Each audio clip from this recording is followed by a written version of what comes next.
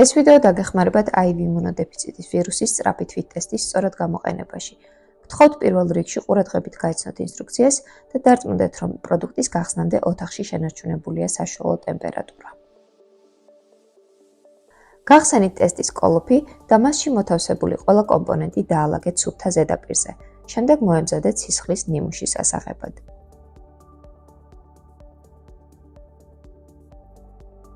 კარგად დაიბანეთ ხელების საპნით, გახსენით ყუთში მოთავსებული დამატებითი პაკეტი და მოამზადეთ ტესტის ორი ძირითადი კომპონენტი, კასეტა და პიპეტი.